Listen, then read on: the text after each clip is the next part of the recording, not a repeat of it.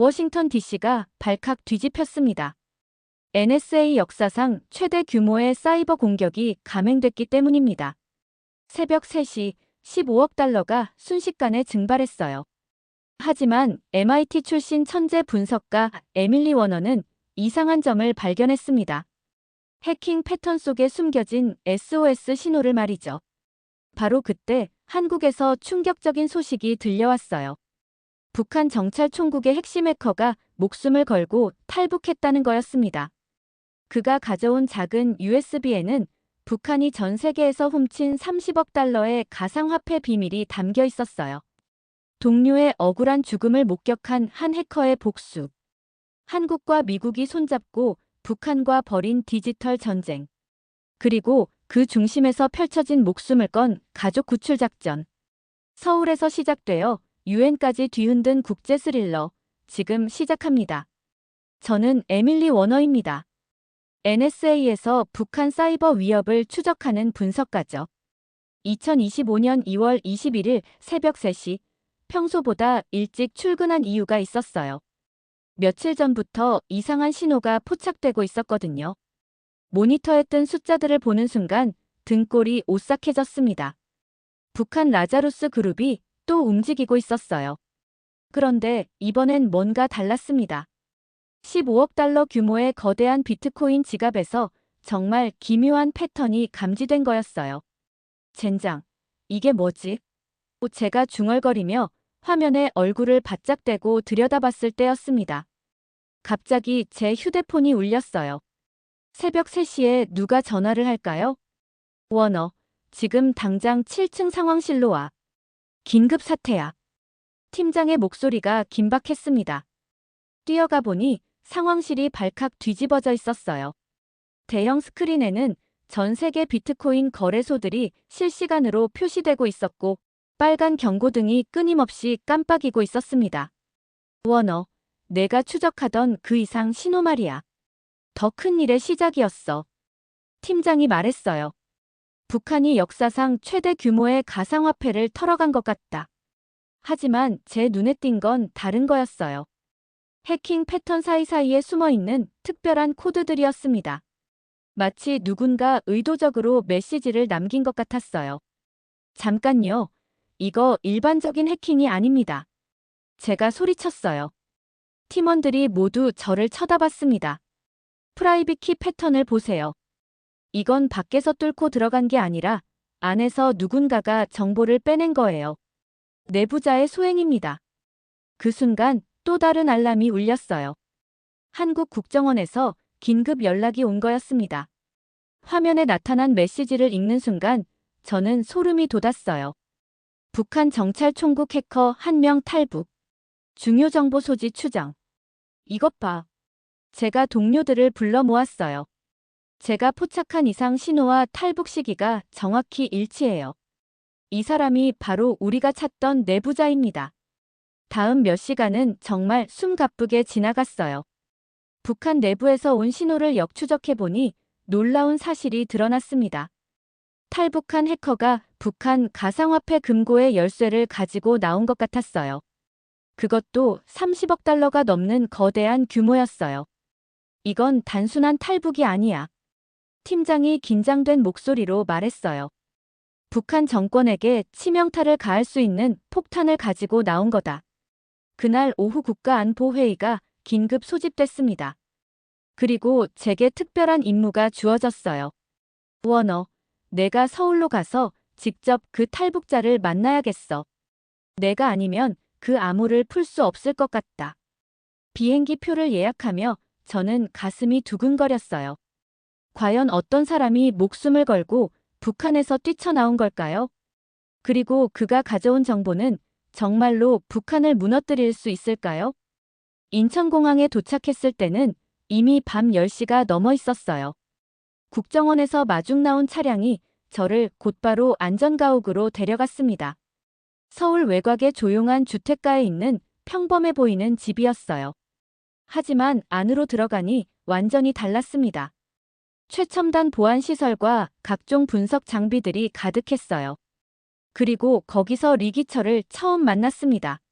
30대 초반으로 보이는 그는 생각보다 침착해 보였어요. 하지만 그의 눈에서는 깊은 절망과 분노가 느껴졌습니다. 안녕하세요, 워너 분석가님. 저는 리기철입니다. 반갑습니다.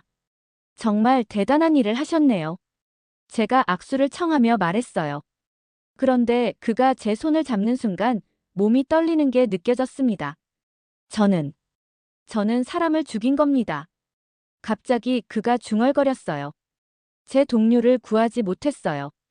국정원 담당자가 상황을 설명해줬어요. 리기철 씨의 직속 부하였던 최성길이라는 해커가 억울하게 처형당했습니다. 그걸 본 리기철 씨가 탈북을 결심한 거예요. 리기철이 떨리는 목소리로 말했어요. 성길이는 정말 좋은 친구였어요. 김일성 종합대학을 나온 천재였죠. 28살밖에 안 된 청년이었는데 그는 잠시 말을 멈췄어요. 어느 날 보위부가 들이닥쳤어요. 반역 혐의라면서 성길이를 끌고 갔습니다. 저는 아무것도 할 수 없었어요. 3일 후 공개처 현장에서 총소리가 3번 들렸습니다. 저는 숨이 막혔어요. 그의 이야기가 너무 생생했거든요. 그때 결심했어요. 이 지옥에서 벗어나야겠다고. 그리고 성길이의 죽음을 헛되게 하지 않겠다고요. 그래서 USB를 가지고 나온 거군요. 제가 물어봤어요. 리기철이 고개를 끄덕이며 작은 USB를 꺼냈습니다. 이 안에 북한이 전 세계에서 훔친 모든 가상화폐의 프라이빗 키가 들어있어요. 30억 달러가 넘는 돈에 접근할 수 있는 열쇠입니다. USB를 받아든 순간 제 손도 떨렸어요. 이 작은 장치가 북한 정권을 흔들 수 있는 폭탄이라니. 어떻게 이런 걸 빼낼 수 있었던 거죠? 저는 라자루스 그룹에서 가상화폐 관리를 담당했거든요. 리기철이 설명했어요. 해킹으로 훔친 비트코인, 이더리움을 세탁해서 달러로 바꾸는 일이었어요. 김정은의 핵무기 개발비였죠. 그날 밤 USB를 분석하기 시작했어요. 암호화가 정말 정교하더군요. MIT에서 배운 3세대 알고리즘이 적용되어 있었습니다. 이거 북한이 만든 게 맞나요? 너무 고급 기술인데. 북한 해커들의 실력은 세계 최고 수준이에요. 리기철이 쓴웃음을 지었어요. 다만 그 기술을 범죄에 쓰고 있을 뿐이죠. 밤새 작업한 끝에 드디어 첫 번째 파일을 열 수 있었어요. 화면에 나타난 숫자들을 보는 순간 저는 할 말을 잃었습니다. 정말로 어마어마한 규모의 비트코인 지갑 목록이었거든요. 이게 다 북한이 훔친 거예요? 제가 놀라며 물어봤어요. 네, 2017년부터 지금까지의 모든 해킹 수익이 여기 있어요. 리기철이 답했어요. 업비트에서 580억 원어치 도난 사건도 여기 있고, 일본 거래소들, 미국 은행들, 전부 다요. 그런데 더 놀라운 게 있었어요. 파일 안에 또 다른 문서가 숨겨져 있었거든요. 이건 뭐죠? 리기철의 표정이 어두워졌어요. 숙청 명단입니다.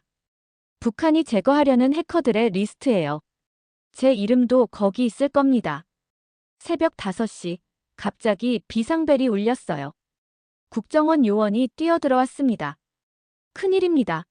북한에서 리기철의 행방을 찾고 있어요. 전국에 수배령이 내려졌습니다. 리기철의 얼굴이 새하얗게 질렸어요. 벌써요? 이렇게 빨리 발각될 줄은. 더 심각한 건 가족들입니다. 요원이 계속 말했어요. 부인과 자녀들, 그리고 부모님까지 모두 보위부에 연행되었다는 정보가 들어왔어요. 안 돼. 리기철이 비명을 질렀어요. 제 잘못인데 왜 가족들이? 저는 그의 어깨를 붙잡았어요. 진정하세요. 우리가 도울 방법이 있을 거예요. 바로 그때 제 휴대폰이 울렸습니다. 워싱턴에서 온 전화였어요. 워너, 지금 즉시 그 정보를 넘기라. 대통령까지 올라간 사안이야. 하지만 리기철의 가족들이 위험해요. 우선 그들부터 구출해야. 그딴 건 우리 관할이 아니야. 정보가 먼저다. 저는 전화를 끊었어요. 그리고 리기철을 바라봤습니다. 그는 절망에 빠진 채 멍하니 앉아 있었어요. 저 때문에 가족들이 죽을 수도 있어요. 그가 떨리는 목소리로 말했어요. 북한에서는 한 명이 배신하면 3대가 멸족당해요. 국정원 담당자가 말했어요. 리기철 씨 걱정 마세요. 우리가 반드시 가족분들을 구출하겠습니다. 다만 시간이 필요해요. 얼마나요? 최소 2주는. 2주면 너무 늦어요. 리기철이 소리쳤어요. 그때까지 가족들이 살아있을까요? 저는 결심했어요. 제가 미국 정부를 설득해보겠어요. 가족 구출이 우선이라고. 하지만 쉽지 않았어요. 하루 종일 워싱턴과 화상회의를 했지만 답은 뻔했거든요. 국가 기밀이 먼저다. 개인 사정은 나중에 해결하라. 그런데 놀라운 일이 일어났어요. 한국 정부에서 공식 입장을 발표한 거예요. 대한민국은 리기철과 그 가족의 안전을 보장하지 못하는 상태에서는 어떤 정보도 공개하지 않을 것이다. 미국 측이 발끈했어요. 동맹국이 이럴 수 있나? 하지만 한국은 물러서지 않았어요. 우리는 사람의 생명을 담보로 거래하지 않습니다. 저는 정말 감동했어요. 한국이 미국의 압박에도 굴복하지 않고 원칙을 지키는 모습을 보니까요. 이런 나라와 동맹을 맺고 있다는 게 자랑스러웠습니다. 그날 밤 리기철과 단둘이 이야기를 나눴어요. 한국 정부가 정말 놀라워요. 제가 말했어요. 미국의 압박에도 굽히지 않고 당신을 지키려고 하네요. 저도 놀랐어요. 리기철이 말했어요. 북한에서는 개인은 아무것도 아니거든요. 오직 당과 수령만이 중요하죠. 그런데 여기서는 저 같은 탈북자 한 명을 위해 국가가 나선다니. 성끼리 친구도 이런 자유를 누렸으면 좋았을 텐데요. 리기철의 눈에 눈물이 맺혔어요. 성끼리는 자유가 뭔지도 모르고 죽었어요. 28년간 북한에서만 살았으니까. 진짜 자유로운 세상이 있다는 걸 알았다면 얼마나 좋았을까요?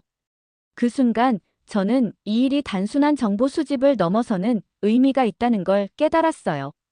자유와 억압, 인권과 권력의 싸움이었거든요. 다음 날 아침 희소식이 들려왔어요. 중국에 있는 탈북 지원 네트워크에서 리기철의 가족들을 발견했다는 거였어요. 북한에서 탈출시켜 중국 국경 근처에 숨겨둔 상태라고 했습니다. 정말이에요? 리기철이 믿을 수 없다는 표정으로 물어봤어요. 네, 부인과 두 자녀분 모두 무사합니다. 국정원 요원이 확신에 찬 목소리로 말했어요. 내일이면 한국에 도착할 예정이에요. 리기철이 무너져 내렸어요. 기쁨의 눈물이었습니다. 정말 감사합니다.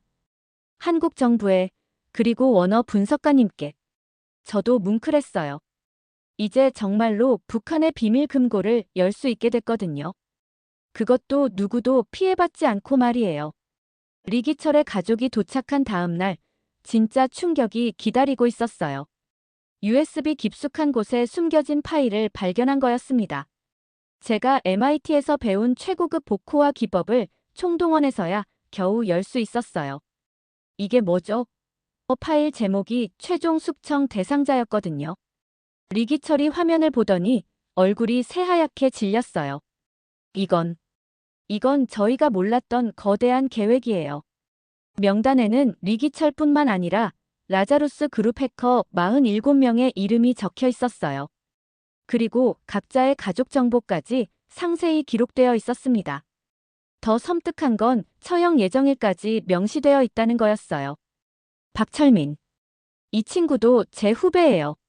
리기철이 떨리는 목소리로 말했어요. 내일이 처형 예정일이네요. 뭐라고요? 저는 시계를 봤어요.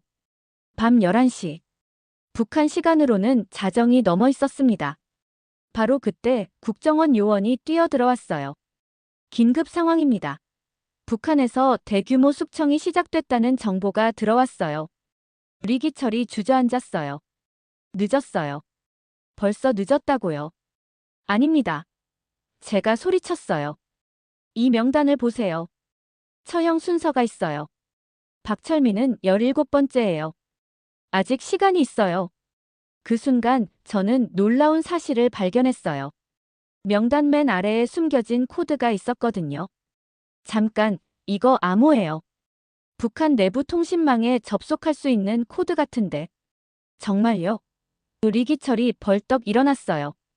30분 만에 북한 내부망에 침투했어요. 정말 아슬아슬했습니다. 발각되면 우리 위치까지 노출될 수 있었거든요. 하지만 성공했어요. 봤어요. 화면에 북한 내부 상황이 실시간으로 떠올랐습니다. 박철민이 아직 살아있었어요. 감옥에 갇혀있지만 처형은 48시간 후로 연기된 상태였습니다. 왜 연기됐을까요? 아마 리기철 씨를 먼저 찾으려는 것 같아요. 박철민을 미끼로 쓰려는 거죠. 리기철이 분노에 떨었어요. 그 악마들. 사람을 미끼로 쓰다니. 바로 그때 또 다른 발견이 있었어요. 북한 가상화폐 시스템에 백도어가 남아있었던 거예요. 리기철이 탈출하면서 일부러 만들어 놓은 거였습니다. 이걸로 북한 비트코인을 실시간으로 추적할 수 있어요. 제가 흥분해서 말했어요. 아니, 추적만이 아니라 동결시킬 수도 있다는 말인가요? 국정원 요원이 물어봤어요. 그렇습니다. 전 세계 거래소와 협력하면 북한 계좌들을 순식간에 얼려버릴 수 있어요. 그날 밤은 정말 숨가쁘게 지나갔어요. 한편으로는 박철민 구출 작전을 계획하고 다른 한편으로는 북한 자금 동결 작전을 준비했습니다. 시간과의 싸움이었어요. 새벽 5시, 드디어 작전이 시작됐습니다. 전 세계 15개국 거래소가 동시에 북한 계좌를 동결시켰어요. 30억 달러가 순식간에 잠겨버린 거죠. 성공했습니다. 상황실에서 환호성이 터져 나왔어요. 하지만 진짜 승부는 이제부터였어요. 화가 난 북한이 어떤 보복을 할지 아무도 몰랐거든요. 예상했던 일이 벌어졌어요. 북한의 보복이 시작된 거죠. 그것도 상상을 초월하는 규모로요. 오전 10시, 서울 전체가 혼란에 빠졌어요. 지하철이 멈추고 신호등이 꺼지기 시작했습니다. 북한이 한국의 핵심 인프라를 노린 사이버 공격을 감행한 거였어요. 이건 전쟁 수준이에요. 국정원 상황실이 아수라장이 됐습니다. 하지만 저는 다른 걸 발견했어요. 잠깐, 이 공격 패턴. 뭔가 이상해요. 화면을 자세히 분석해보니 북한의 공격에 빈틈이 있었어요. 마치 누군가 의도적으로 약점을 남겨둔 것 같았습니다. 리기철 씨, 혹시 이거? 맞아요. 리기철이 화면을 보더니 소리쳤어요. 제가 심어놓은 백도어예요.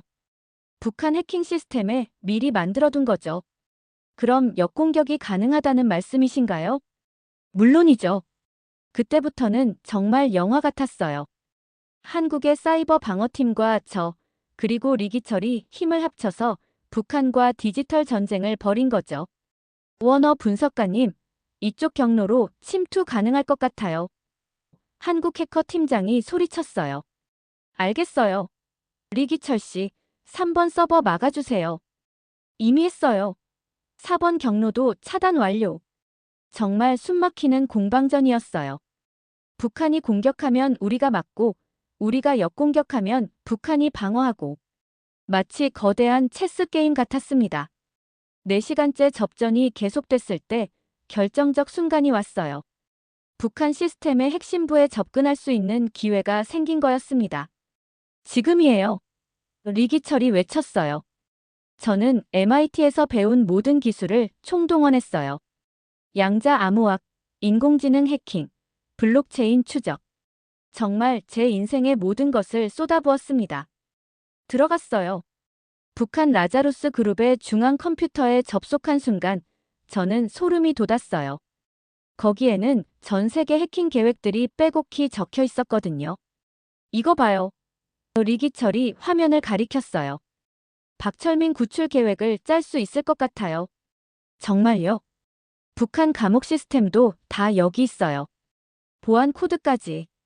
그 순간 한국 사이버팀이 환호성을 질렀어요. 북한 공격 완전히 차단했습니다.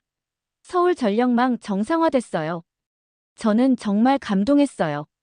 한국의 사이버 방어 실력이 이 정도일 줄은 몰랐거든요. 정말 대단해요. 이런 실시간 대응은 미국에서도 보기 어려운 수준이에요. 한국 팀장이 자랑스럽게 말했어요. 우리는 70년간 북한과 대치해온 나라예요. 사이버 방어 기술이 남다를 수밖에 없죠. 하지만 진짜 놀라운 건 그 다음이었어요.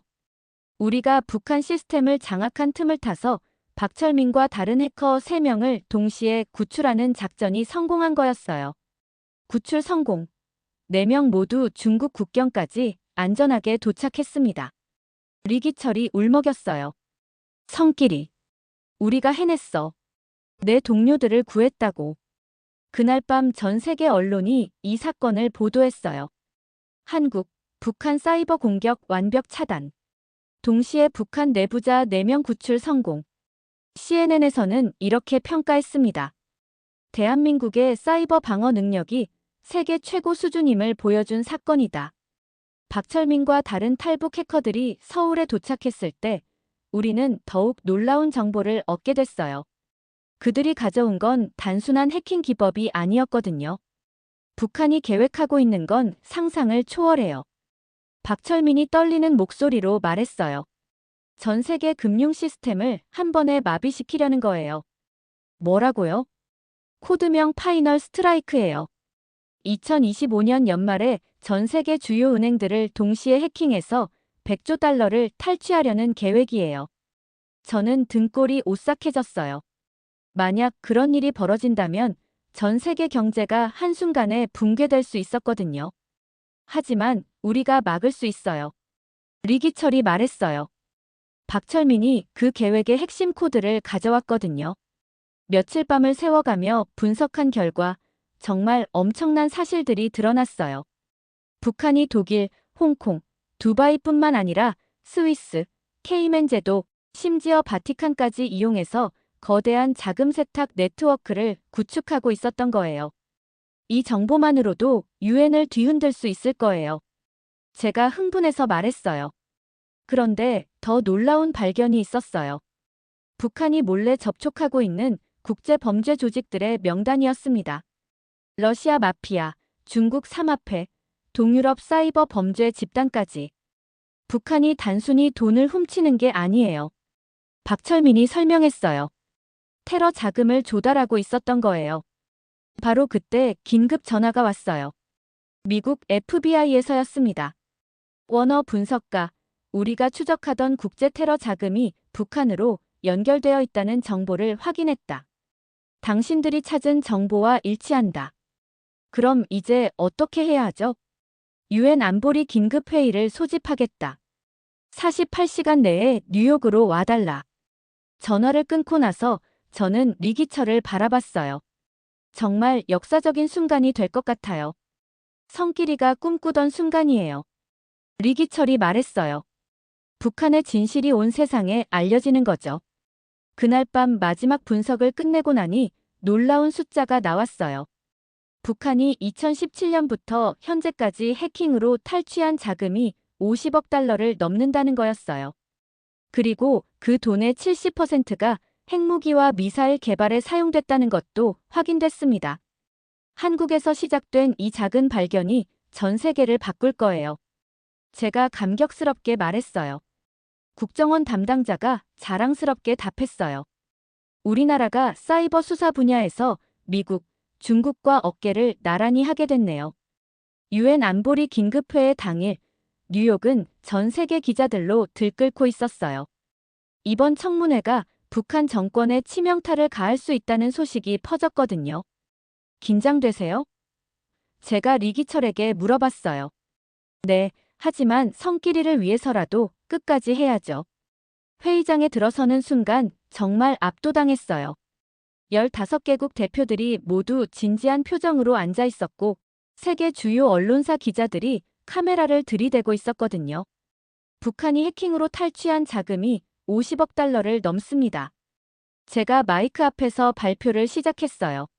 이는 단순한 사이버 범죄가 아닙니다. 국제 테러리즘을 지원하는 국가 차원의 범죄 행위입니다.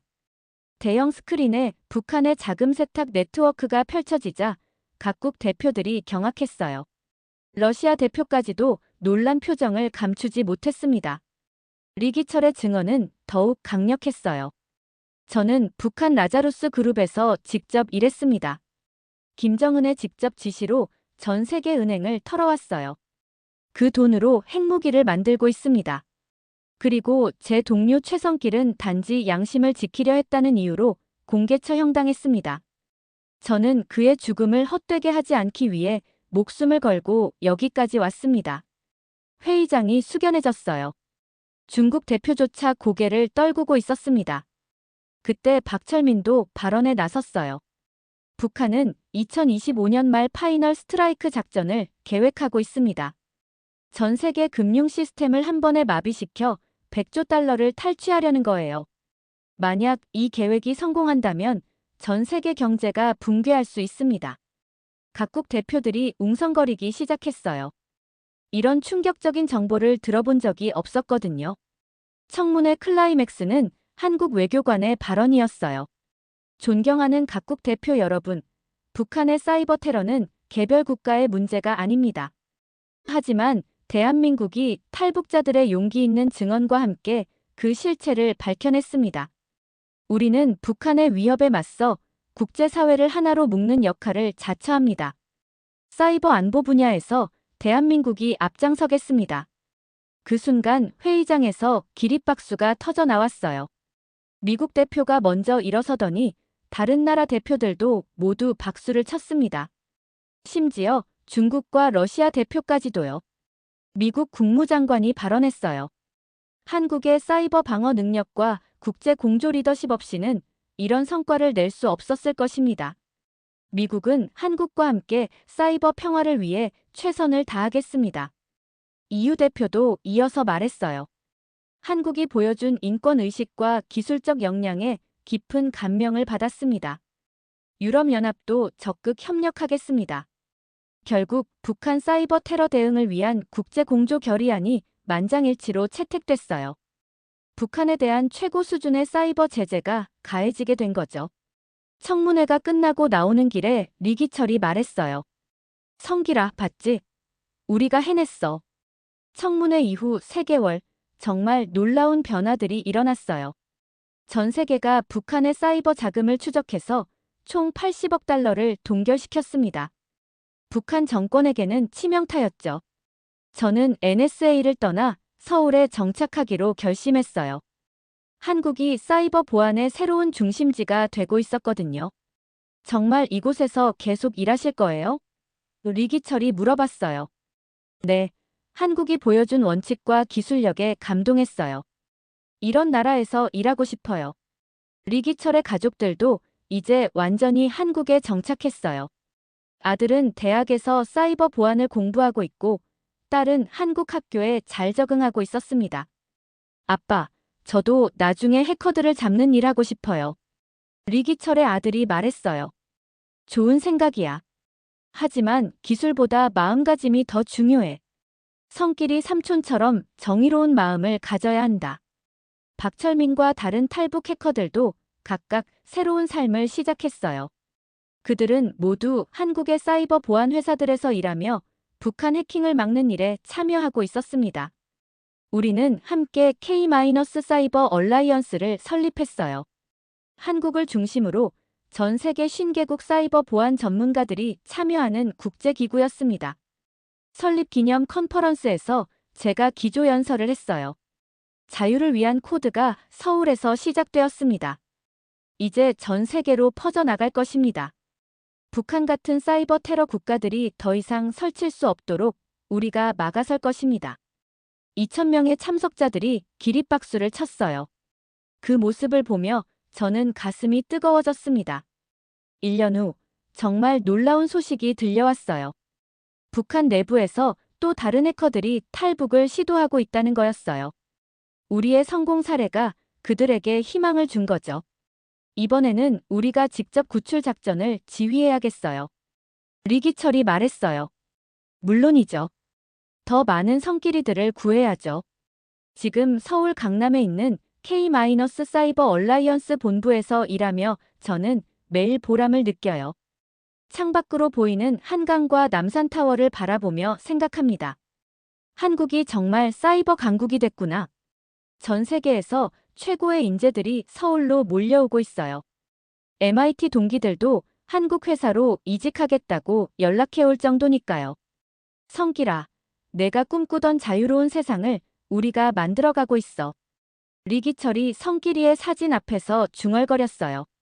그리고 앞으로 더 많은 사람들이 자유를 찾을 수 있도록 도울 거야. 어제는 또 다른 희소식이 들려왔어요. 우리가 개발한 북한 해킹 탐지 시스템이 일본과 대만에도 도입된다는 거였어요. 한국이 동아시아 사이버 보안의 허브가 됐네요. 박철민이 기쁘게 말했어요. 아니, 이제는 세계의 허브죠. 제가 웃으며 답했어요. 오늘도 새로운 탈북 해커들이 서울에 도착했어요. 그들의 눈에서 희망의 빛을 보며 저는 확신했습니다. 우리가 만들어가는 이 변화가 계속 퍼져나갈 거라고요. 자유를 위한 코드, 정의를 위한 알고리즘, 희망을 위한 네트워크. 모든 것이 서울에서 시작되어 전 세계로 뻗어나가고 있습니다. 성길이의 죽음이 헛되지 않았어요. 그의 희생이 수많은 사람들의 자유로 이어졌거든요. 그리고 앞으로도 계속 이어질 거예요.